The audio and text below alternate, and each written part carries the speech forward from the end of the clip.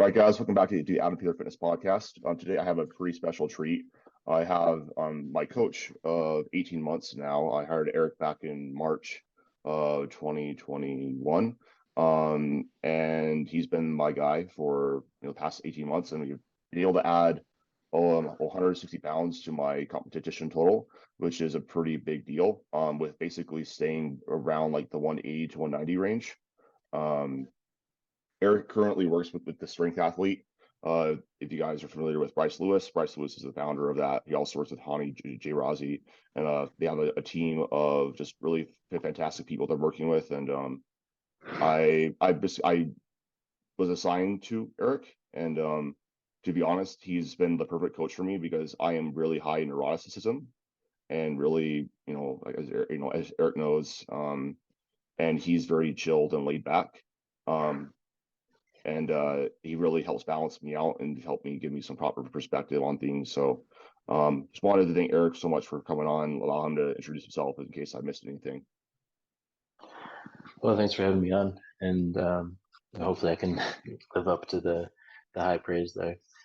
And I think it'd be nice for us to have more of a long form discussion, since a lot of our weekly calls end up being something along those lines anyways, with going over ideas in regards to programming and things like that. So, maybe a conversation here will be able to help some other people as well.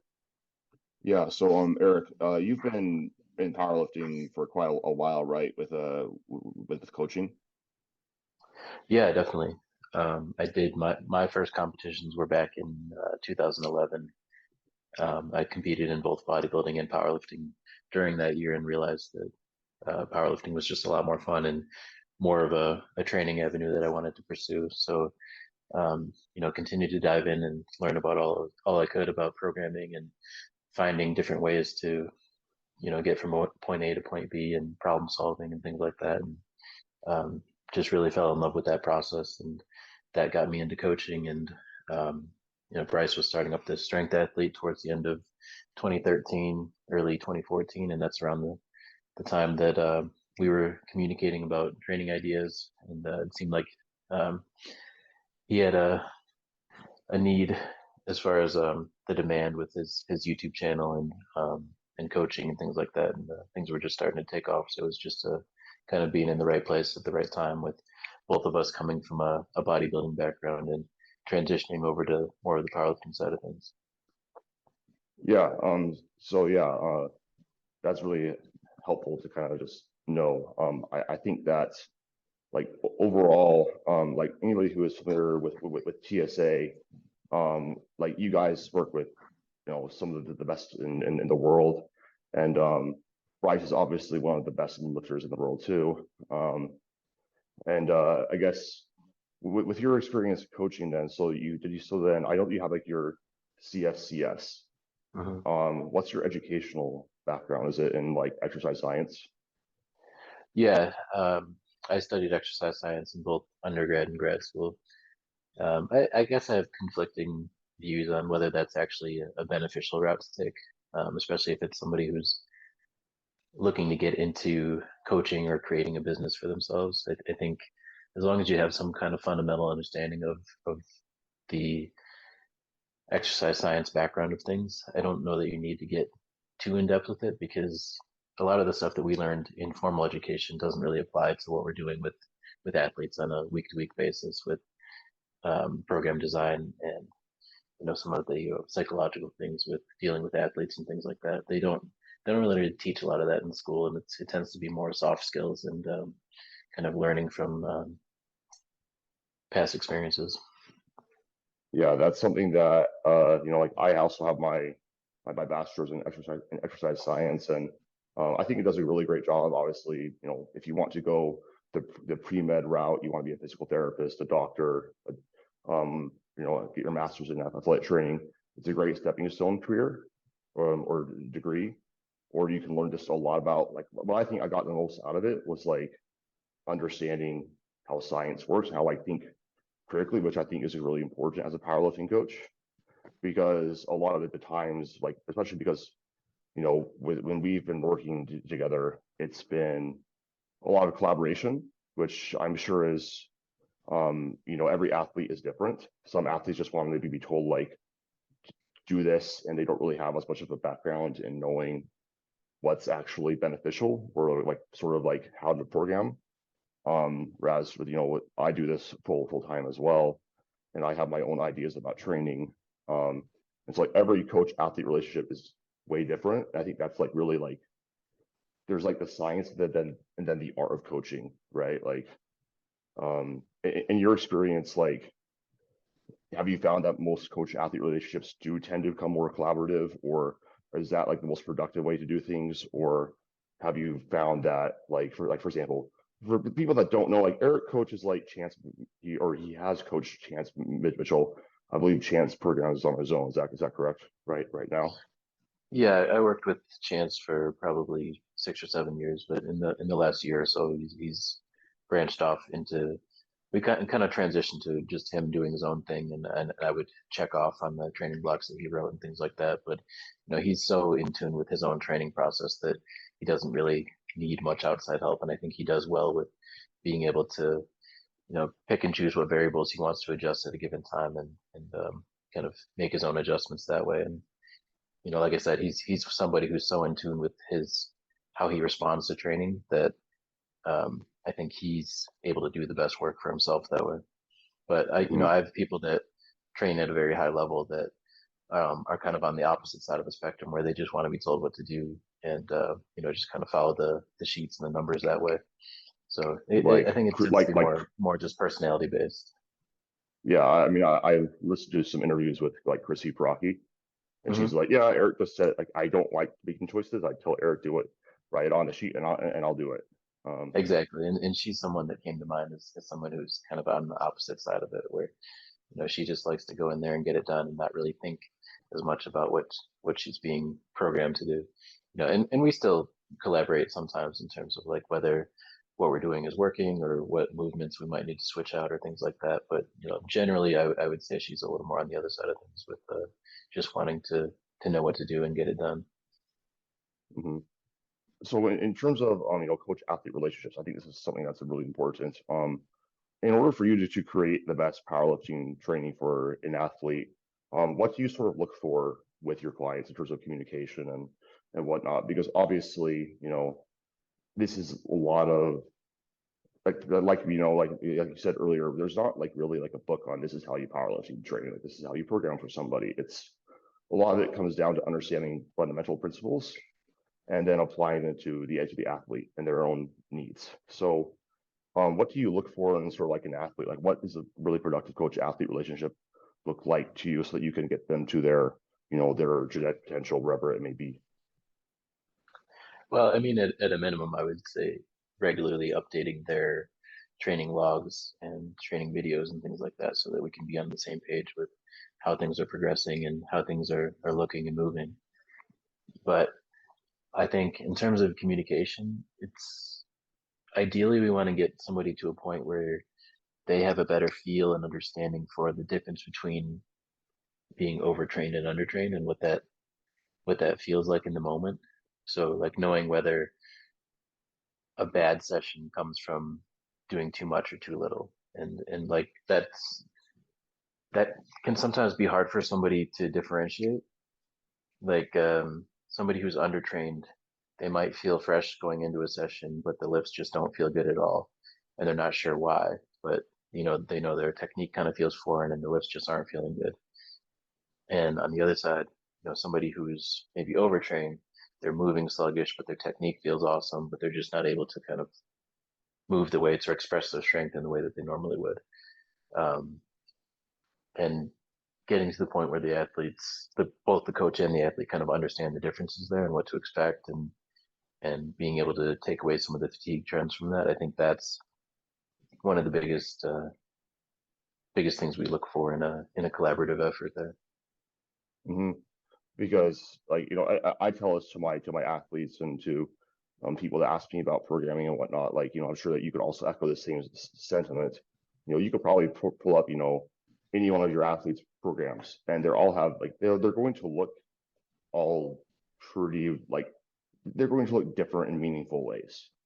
because everybody's Sure. different, you know, the different life stresses. You know, like I have some people that have a very like, you know, where like, how the heck do you respond to this? Like, this is like totally like not what traditional periodization, quote unquote, dictates, but this is just the athlete responds to this. So, okay, I guess we're going to keep doing this. And I guess that's a really good jetting off point for myself. And sort of like our relationship. So just to like when I hired you, and this was coming off of, so prior to hiring you, I had my first powerlifting meets literally the weekend before COVID started. It was like the perfect timing. I'm so grateful it was not that next Saturday because it probably would not have happened. But I ended up with a pretty decent total. I got like a junior elite total by the USPA classifications. Got like a 424 squat, uh, a 319 bench, and then a 650 deadlift, weighing at like 178. You just That's squatted for 100 pounds more than that, right? I squatted 523 at like RPE 9. Yeah, that's um, that's pretty cool. I didn't even realize that. yeah, no, squats have been progressing like the most ridiculous since we started working together. But over the pandemic, I kind of lost a lot of that motivation, a lot of that drive. I kind of was focused on college and started my own coaching business, and then I was like, oh, powerlifting is a thing again. I still care about this stuff now. I got a lat strain, which is also an issue of this prep. By basically trying to go, it was like one of those cases where it's like the last rep of the last set, and I just felt it, but just pop. So I basically like I lost a lot of strength on my deadlift, and I got really sad and whatever. But then I was like, okay, there's a meet in March, and I want to compete again. I worked with my old coach Jagger, who was like, he actually interned under Chad Wesley Smith, and we did a little prep, and I basically worked up to about my baseline strength. Except I got basically 20 more pounds on my total, or 22 more pounds, and got 435, 319, and then 300 kilos or 661 on deadlift. Again, like literally like the exact same body weight.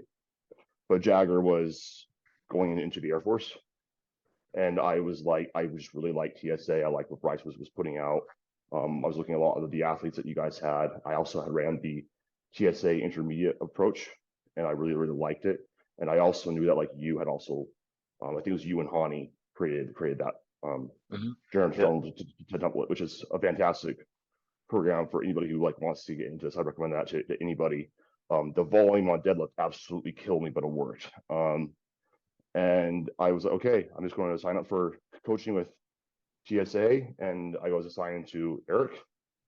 And since that time, I progressed from like a 435 like all out grinder on squat to a 523 squat like I generally believe I could have squatted 540.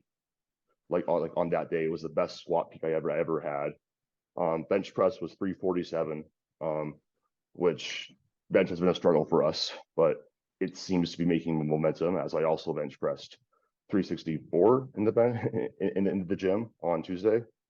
Yeah, I think that Um, was a little sandbag in the meat just from the circumstances there. And it's also, which we'll go into. yeah, yeah. Go ahead. But and then deadlift, I have pulled 700. This meet was a little bit of a surprise to both of us. I only pulled 310, and it probably had 315 on the day. But like, that's powerlifting, right? Like you sometimes, things happen, and you learn.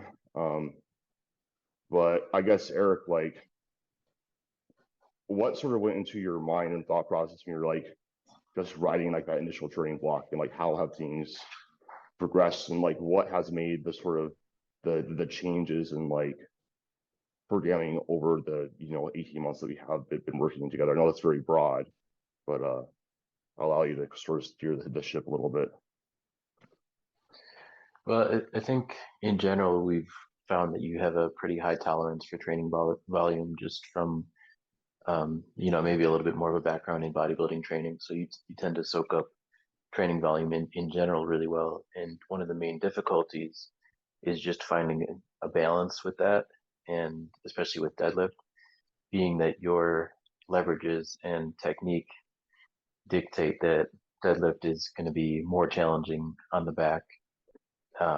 It's just the probably the most difficult part in setting up your training is finding a way to balance the right amount of work to keep your deadlift progressing without having it bleed into your squat training and everything else. Yeah, I would agree with that. I will say, I mean, just to like go over like squat progress, like it has been like the most fantastic progress. Like just ever since you gave me that initial training block, it was just like, and if you were to tell me right when we started, oh yeah, squats are going to be your most consistent lift, I would have been like, how? I'm a deadlifter. Like look at how small my legs are. Look at my arms. Like this is not going to be the thing. But like for some reason, like whatever we've been doing has just really been working. In that initial training block, you gave me safety bar squats, and we were basically would be doing some sort of linear progression down from like eights to sixes, but the other day being some sort of comp squat variation of like usually it's either going to be actual comp squat or paused comp squat. And I think that in that initial training block, when you gave me those safety bar squats, man, like it gave me confidence on Yeah. squat. And I think that ever since that point, I really overcame this mental barrier with squatting heavier weights. Hmm. And like when I got under the bar, I was like, oh, like I can do this. And also just I think for my own muscular strengths, it also allowed me sort of to lean into those a little bit more. Um, but over time, as we've like progressed, it's sort of just been like I've been like, okay, I like more comp squatting. I benefit from it a lot more. I'm at the point where if I do safety bar squats, like it's not like they're not beneficial, but it definitely I don't feel as well practiced on comp squat. Hmm. Um, but essentially, like the overall approach has remained mostly like the same. It's been some sort of you know eights to sevens to sixes. Maybe you decide that you hate me and want to give me nines or tens. Um, and then on the main primary day, it's just like top set of 1 to 5, and then down sets within 3 to 6, and that's just worked really well. And the overall training dose has stayed basically the same, and just from a sets perspective, but because I've gotten stronger, the volume is going up. I think that's something a lot of people like forget about. It's like I don't think that like people are like, oh, like your volume needs to go up. I'm like, well, you also get stronger for every single set volume that you're doing. So that kind of dictates that you're probably going to be, I don't know, like probably don't need it too many more sets. Hmm. I remember you were not too big of a fan of the safety bar squats early on, but I think it did help develop some confidence in you being able to trust your legs under heavier loads and not just get to the point where with anything heavy you would just kind of fold over and hope your back would save you, since your back is a very clear strong point for you. Um, and now I think you've gotten to the point where you don't get as much out of some of those accessory squatting variations because your squat is now more efficient. It probably needs a little bit more practice, and we can still get some extra leg volume from leg press and belt squat and things like that, if we need more complementary leg work. Mm-hmm. I also think that one of the other really benefits of safety bar squat was allowed me to learn how to orient my pelvis over my Hmm. ribs over my pelvis, because that was Right. one of my big issues. Was I would usually like I'd start making some progress on squat, but I would bias a lot into the anterior pelvic tilt and didn't really know what it felt like to stack my ribs over my pelvis, and that would Hmm. always result in me kind of getting hurt or having to pull back volume for a little bit and never really develop that momentum. But that variation just really allowed me to do that, which is, I mean, that's a talking point in of itself. When you program in variations, would you say they're mostly for a self-limiting purpose or mostly for a technical reinforcement purpose? Well, I think I think of it more as attacking weaknesses, and in some ways that might be inherently self-limiting because we're maybe doing a more challenging variation of the lift or doing a movement that challenge is a weak point. So inherently, that's going to be a lighter load than it would be for the primary movement. But it's not that we're purposely trying to do much lighter loads. It's just that, with say a safety bar versus a low bar back squat or something like that, like most people are going to be handling less weight on that just because it forces you to, stay in your quads a little bit more, and you get punished right away if you try to good morning your way out of any of those. Mhm. Yeah, I like that. I definitely did attack mine. Kind of just did the trick, and like man, like this squat peak was like the best I had ever peaked on squat. Just I felt great. Like it just felt so light on my back. Like when I put on 501 for my second attempt, I knew that it was going to be sandbagged. But I just, I was like, oh, well, this is still a 28-pound meat PR. I want to get this. And I was like, holy crap, that was not that hard, which was pretty cool. So I think that in general, like squat training going forward, I don't think we necessarily need to change too much. I think the main thing for me is just, just continue to gain weight, 1 to 2 pounds a month, and fill out the 90 kilo class, and then once I'm comfortable there, um, I can go into like the like long-term weight classes, probably 100 kilos. Yeah, and we've seen, even with allowing yourself to gain 5 pounds or so of body weight, your bench is up like 15 kilos since then.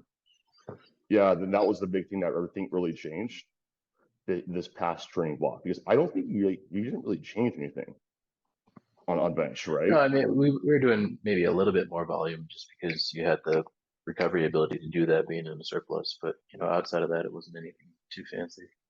Yeah. And I was like, I remember every week, I'm like, Eric, bench sucks. I suck at bench. Like, why? Help. But like, they really just like, I just needed to gain more muscle. And it was like, as soon as I got to 190, it was like, oh, holy crap. Well, bench feels great now. And Yeah, it's funny how that works, because, I think that, we all like to focus on like SPD, and, it's going to be easy to get married to like a certain weight class. But like, I mean, weight classes are height classes, and I'm 5'11". Like the people that weigh 82 and a half are like 5'5", 5'6". And we're but in the world of powerlifting. I remember how frustrated you were for a while, where it seemed like you were going for months and months without making any kind of significant bench progress. And Well, then, what would happen is I would just get hurt. Like yeah, that's so I just yeah. you weren't able to handle the training necessary to really push it. But even outside of that, you just allowed yourself to gain a few pounds and then just hit a hot streak where it was like every week was a PR, and Yeah, that's like a fun spot to be in. this past walk into competition, it was just like it was just fun. It was like I was walking into the gym, like, okay, like I'm going to be able to set like a pretty solid like PR. Right. And that was a lot of fun. Now on meet day, so going into it, I because like long term, like my goals are to be like, I want to be like one of the top 20 in like like USPA, like WRPF. Um and like, I want to practice how to actually cut, and how to recomp. And the cut itself was not bad. The day before, all I did was I just had like ice cream, like protein bars, and peanut butter. I was just suffering. I was just suffering having that. And I just cut off water like 14. That was a joke for the listeners that don't understand. It's sarcasm, by the way. And then I just cut off water like it feels like 12 hours like before the meet. Um, and like I lost like 7 pounds. Wasn't really that bad. And previous times I've done this, it's just been like I've just killed myself to even just lose like 4. It's like not hard at all. I even slept like 6 hours, and that's the only thing I struggle with. Um, and I handled like the recomp really well. I woke up and I was back up to my normal weight. Then I had about 2.5 grams of salt with like basically I had a tri oral, which is like like a little bit of carbs, potassium, sodium, etc. And I felt so freaking strong for squats. Like I looked at my friend who was handling me. I'm like, dude, like can we deadlift right now? Because like I have 716 based on like how I feel. Um, and you know what, USP meets are freaking long. Like it was like 3 hours between like each event, and I was just when bench came around, and I was having like Cliff bars and like bananas and like protein bars and like sandwiches and stuff like that like during the meets. Like I was feeling myself. I had enough carbs. I was feeling kind of funny. My like bench came around, and I didn't realize that it was salt. And at my last meet, when I pulled 700 and I was warming up for bench, I was cramping like crazy. And I had like literally like 5 grams of salt, which might seem like overkill. I had to have that before it stopped. And I think that saved my butt for deadlift because like it hit like right on my third attempt bench. And then going into the deadlift, I felt extremely strong. I also felt like really warm and sweaty. And I realized I was feeling like just really cold and just didn't feel explosive at all. And so that's why I only hit 347. And now like going forward, it's like, well, now I know, I need to have just more salt during the day, especially at these longer events. So, and then that kind of bled over into my deadlift. My warm-ups were absolutely flying. I felt very peaked.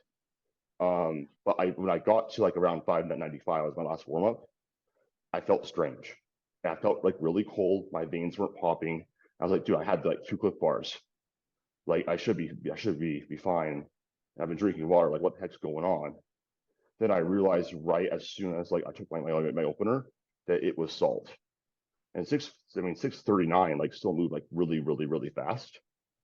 But then 683 was just really heavy out of nowhere.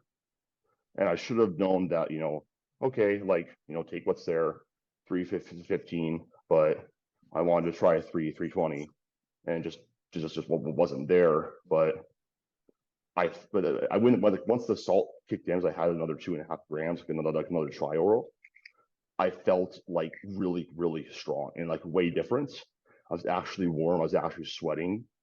So that's something that I know going forward I have to sort of fix. But deadlift training, like you said, has been the most tricky out of them all. Well, so I would still like to see a scenario where you get to test out how you land, even if it's in a mock meet scenario, just how you end up on things without worrying about cutting at all, where you're not worrying about maximizing your Wilks or your dots or whatever it may be, and just kind of have that as an additional data point. So maybe we can try to plan for that when you have a longer gap in between competitions or something like that. Yeah, so like my next competition I'm planning on is going to be in May. Okay, so we so could we probably have do time. something in early spring or something like that. Yeah, because like I really think I had like the bare minimum like 322.5. Or sorry, yeah, or like on that day, man. Like I So yeah, go I'd ahead. so I'd want to see like a scenario where we get to try to peak your lifts without any kind of cutting at all. So probably a gym test, maybe February or somewhere around there, and combine that with you know continuing to try different peaking scenarios for your deadlifts because we've had a few meets where it worked where you were really beat up and we pulled back and you have that strong super compensation effect. But that tends to not be as reliable of an outcome. It's nice when it happens, but I'd like to see if we can find something a little bit more predictable for it. Yeah, I mean, like it could have been the cut. I definitely did not need to cut. I was concerned about the dots, which is arguably like, bro, just like go in and just lift. But my ego said otherwise. But I mean, I think that overall, like this deadlift training cycle was just kind of tough to navigate because I also was dealing with like my lat strain, and we had to really pull back on the volume. And right after the last meet, man, like I was feeling absolutely on fire. With deadlift. I'm like, I'm gonna fucking deadlift 750. Like this is like I feel so strong still. And out of nowhere, just like snap. And I think that like it was to the point, man, where I could only do like one relatively hard deadlift set, and I just couldn't do it anymore. So my volume was just way down. I definitely felt like I backslid a little bit, and again, like sort of build up again. Yeah, and I think if we have time to kind of gradually build up your volume tolerance there again, um, we'll get the deadlift performing in training where you want it to be. Hmm. Yeah, because I definitely um I feel like I need a little bit more deadlift volume Hmm. personally. Like just be, and I'm not talking like really heavy work, like more submaximal stuff. Um, but just because like I feel like my baseline shouldn't be like, because I think you and I kind of had this mindset like, well, we were sort of like clinging on to, well, hopefully we'll have exactly what happened at the last week, which is like, holy crap, like how was 700 that easy? Like I was planning on like 689 to or six whatever the heck it is, like 688 8.9 at that meet, but for some reason, like I was just really on it that day. And I think that kind of like what you said, like more of a reliable peaking strategy. Like it's nice when that happens, but if if I'm correct me if I'm wrong, but it's like the typical peak is like 2 to 4%, right? Yeah, it can sometimes be closer to 5 to 10 on deadlift, especially. Yeah.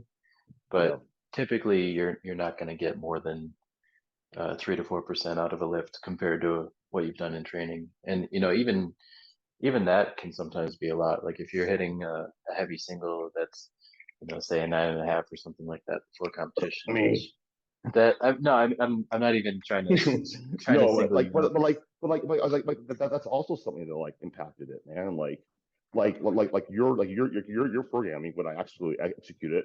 I mean, if it freaking works, but when I get in my own head, I'm like, oh, like force weight. It's like for context, guys, going into that last single, I should have stopped at 650. Like that was very clearly like 8.5, and I was like forced the weight, and I was going on like no sleep.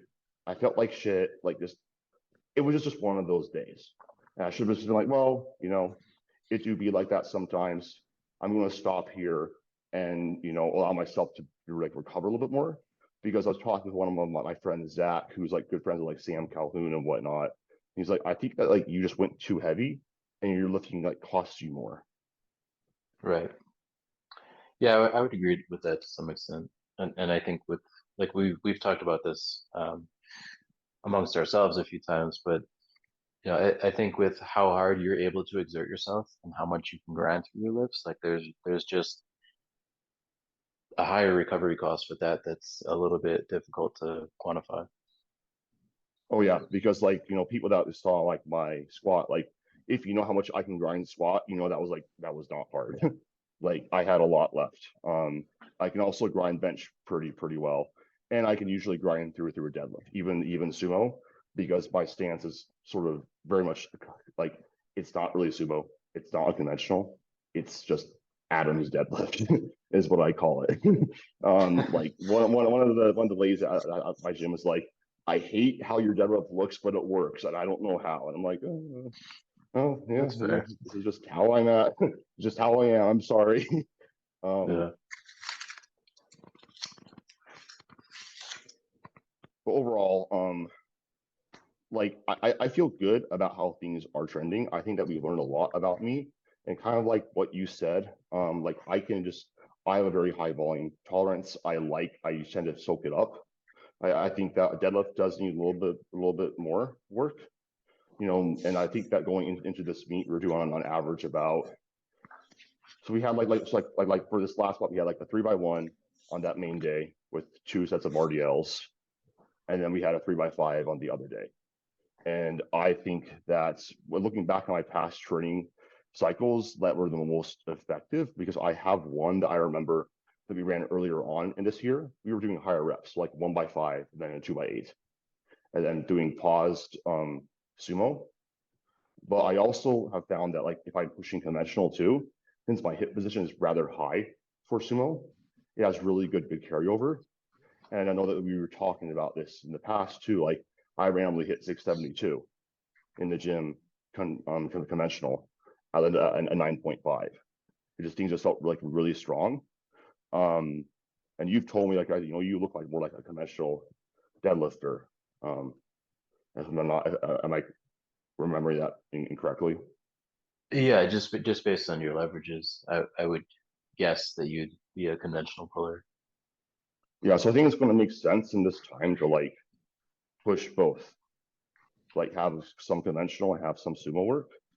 Hmm. Because like, you know, in this recreational post-training week, I've deadlifted 3 times in 5 days because that's just I like deadlift. And I pulled conventional yesterday and it just felt so much more natural. Like it just I think about less stuff. I brace, I grab the bar, pull wedge, and just like it just is there as a sumo. I'm sure this is relatively normal. I'm like, where do my feet go? Okay, where's my center of mass? Is this Yeah. like actually over midfoot or not? Rest.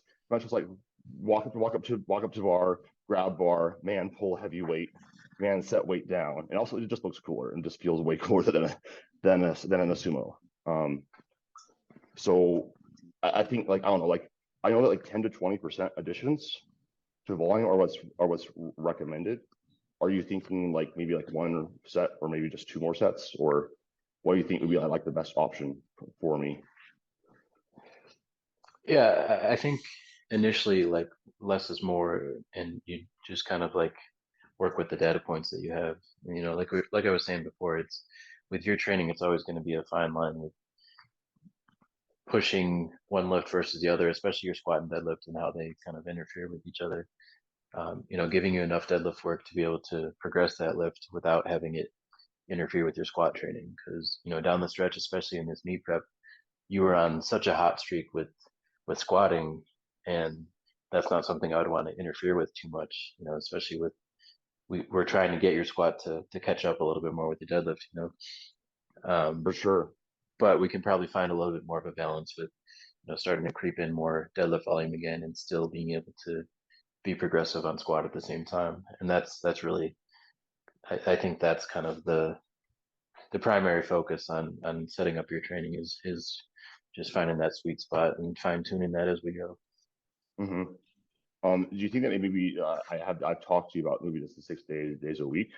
Because again, more I can tolerate more volume on that than opposed to 5 days, like we have been running. Do you think changing the training microcycle at all for deadlift would make sense, or do you think that probably keeping it sort of like the same layout with having that primary day after my higher volume squats and my tertiary or lighter bench press, and then having it out that secondary day after my primary squats is still like probably the best way to manage my acute fatigue. I'm not sure how much it would change your overall fatigue trends. I think if anything, if we're spreading out over 6 or 7 days or something like that, it would mainly just be to make your sessions not quite as long and draining, which could be a net positive. Um, Yeah. but as far as deadlift specifically, I kind of like the idea of having one of those days be a little more competition specific, where you're deadlifting after a relatively challenging squat session and kind of knowing what to expect with that. And that does, yeah, I was just saying, I think for deadlift specifically, I think it's a good idea to still have at least one of the deadlift days be a little more comp specific, so you know what it feels like to deadlift under or after a relatively challenging squat session.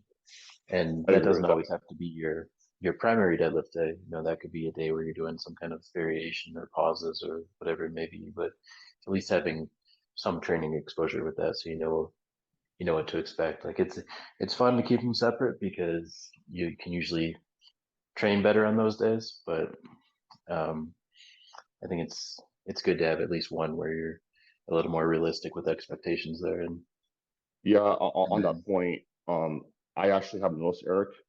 Um, I actually like the heaviest deadlift after the heaviest squat.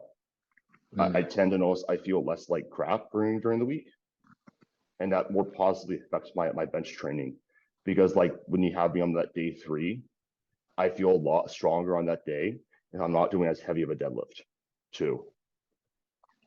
yeah, and Right I before. think I think there can be some benefits to getting all your tough stuff done at once and then kind of spreading the rest of the low to moderate work throughout the week. Hmm. Uh, yeah, so like I like that idea. I think with like bench training, things are like we just keep like the same approach. Like I feel pretty good on that.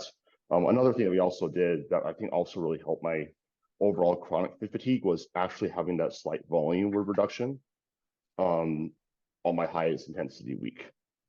Because like for my personality type, it works a lot better for me. Like, okay, I'm pushing really hard, but I just do a little bit less sets. Well, that's fine. Whereas if I'm like, oh, I'm not doing not much work, and it's easy, this for freaking is dumb. Like, I'm not going to do that.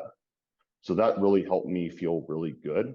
Um, and for those of you guys that just for some insight, Eric and I do like we don't really truly deload. It's more what you call a wave load slash intro weeks. Yeah, I can give a little more context to that. So, generally, if we're training in 4 week blocks, one of the things that we've implemented for Adam's training is a pretty sharp volume reduction in week 4, which tends to be the heaviest week of a given training block. So on that week where we're doing the, the highest RPEs of a given progression, we might be dropping volume anywhere from like 30 to 50% on a given lift so that there's more of an opportunity to express strength that week. And then on the following week, instead of it being like a full deload of both volume and intensity, we go back to a pretty decent amount of volume and just have the RPEs be a little bit lower to start out the next progression. Yeah, and Eric was the man behind that wonderful idea, and it's really just helped me just manage my fatigue because I would just feel like really beat up because especially as I've gotten stronger, it's just like I feel even more worse after like my heavy sessions and just it just works better for me. I know that I mean doesn't Bryce do something kind of like that with Eric? Other Eric. Somewhat. Yeah, I know they've been experimenting with a lot of different stuff. So I'm not too sure with what exactly they've been doing more recently, but I think generally he's kind of been experimenting as far as meet prep goes, taking his heavy stuff a little bit further out than he used to. Um, Hmm. but the block to block progression, I'm a little bit less familiar with how they're managing that. Yeah. Well, when you're knocking on the door of an 800 deadlift, you probably need a longer taper. Yeah, that's It's fair. quite insane to think that like 90 kilo dudes are like deadlifting 800 pounds.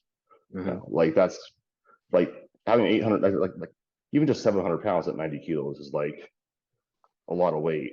Um, yeah, Yeah, and it's kind of that's like crazy. normal these days at nationals at least, which is it's Yeah, wild. yeah, it's like, I mean, even you 700 squat for 600 pounds. Okay, 700 cool. for the 83s is normal now too. Yeah, like yeah. I mean, you kind of need to have a 700 pull And to be you got competitive. Taylor and a couple other guys doing it at 74. So that Yeah, yeah, like it's Hani coaches the freaking what's his face? Like Eric Lapointe. yeah, like Eric doesn't make sense. Then you have Angelo, like who's like I know he's Hmm. not on TSA, but like 82 and a half, like literally going to pull like 800 any day now. Yeah, Um, yeah, and I think the record is somewhere around 800. I mhm. forget what country that goes from, but yeah, I think it it's was the just guy at crazy. Worlds. Like Yeah, I just forget where he's from. I think his name is I Eno. forget too. Yeah, you know how dude, that was the most insane deadlift. Like he almost pulled like it was 850, right? Like really, that was nuts. Like he just didn't time his lockout right. Um, but that's besides the point. So I, I and feel like I feel like every year I say that the progression for the sport is crazy, and it seems like there's no way people can continue to get better, but they just keep setting the bar higher and what do you higher. think is contributing to that, Eric? Do you think it's just like we have a larger pool and then like, or do you think it's like programming is just better? I mean, as a coach, I would like to say it's from the programming side, but honestly, it's probably not. I think generally people are following better training approaches, but I do think it's just more of a larger talent pool and more people coming into the sport that just have the ability to do those kind of things. Yeah. Um, as a coach too, I like to say, oh, I'm really good at my job. That's why people are strong. It's like, who knows? But like, I guess like, okay, side question.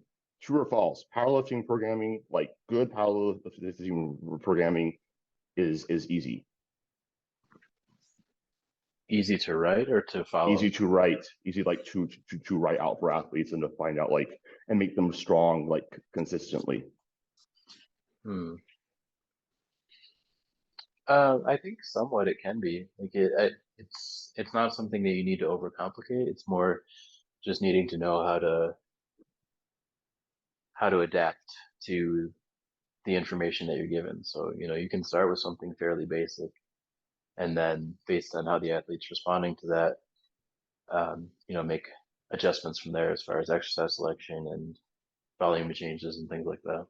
Mm-hmm. So it doesn't the initial starting point of writing a training plan for somebody doesn't need to be all that complicated because you're probably not going to nail it on your first try.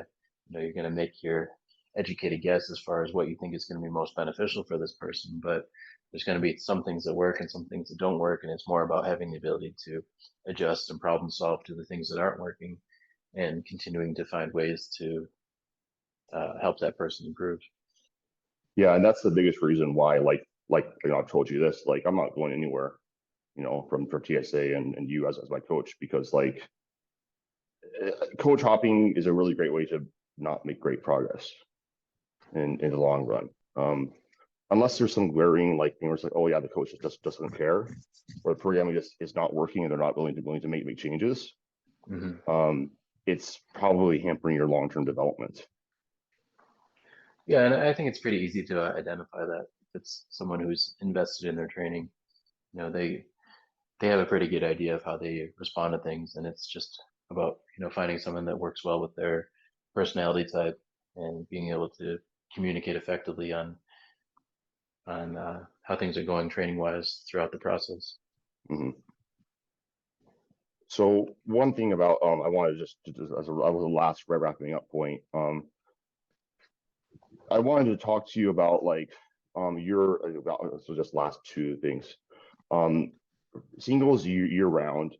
Um, your view on that sort of programming approach, and then sort of with me is like you don't do that with me. We do basically periods of like different rep schemes, and like say it's like fives or it's threes or it's doubles or something like that for a block.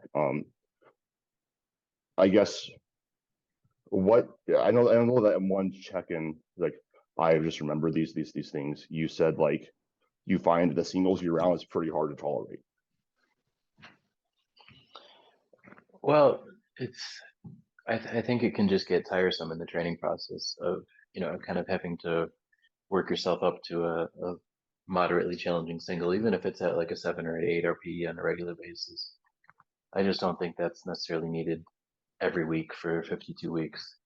It certainly has its place in meet preps, and I've seen and written very effective training cycles that have weekly singles, but I don't think you need to have it, every week for the entire year. I think that there can be times where you benefit from taking a step back and maybe just doing a little bit more higher up focused stuff, pushing different rep ranges and things like that.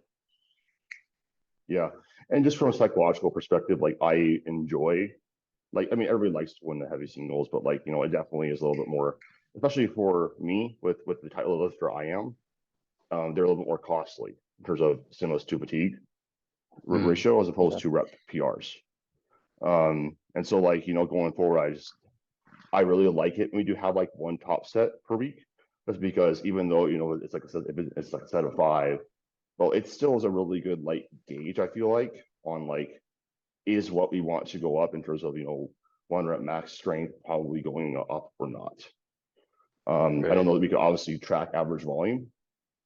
Um, but I mean, in my experience, it's like a lot of like for one, strength gains are like on their own time course. All you can do is create like the right situation for them to happen. But it's like I think I have sort of analogized this to bodybuilding. It's like you kind of build muscle using like similar weights for quite a long time, and over time your average loads go up. Um, and like I think that's sort of the case with strength. It's like your average loads might go up, but you're more or less going to still be training using like the same weights, and then over and that you might find that on your top end a little bit more expressed. But yeah, I personally just like it. I feel like I get more training momentum because I'm like, oh, have never done this for a set of four, whereas if I'm doing Right, like right. singles, it's like, well, I didn't sleep super great. And like singles are more sensitive to those like fatigue variances too. Um, Mhm. it's like, oh, I didn't get better. Oh, so shoot. Well, and So that can be good and bad. I mean, like you said, if it is more sensitive to changes in fatigue, then maybe that's a good data point for figuring out your fatigue trends. So if you do have a repeat top set every week, whether it's singles or something else, that's probably a good indicator of performance because you can make adjustments right off of that specific set. yeah, And I found it to be probably a little more beneficial for more of like the beginner intermediate lifter I agree with that. where they can they can get more out of the skill practice of a heavy single or just a heavy set in general for the neurological adaptations. And somebody who's already super efficient in their lift that's a highly skilled lifter probably doesn't need that quite so much because you can get just as much information out of a moderately heavy triple as you could a single at a similar RP. Yeah, especially because like I remember back when I was a beginner, I have like a lot of my novice powerlifters come to me. I actually usually keep singles in for a pretty long time until it's like they're not making that linear progress because as we know, like most of that beginner strength progress is neurological adaptation, but a lot of that long-term strength, like it's both. A lot of it comes down to just getting more muscular and then Hmm. Yeah. working like with that because that's like the only thing you really can change with your genetics.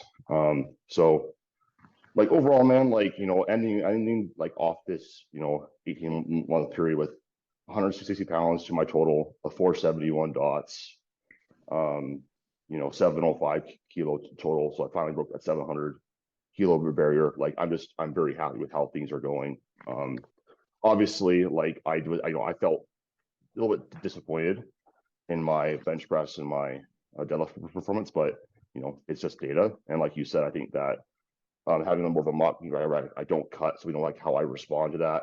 Um, around February, and me just continuing to gain like 1 to 2 pounds a month. Like I want to be like actually 198 by next meet. Right. Um, Right.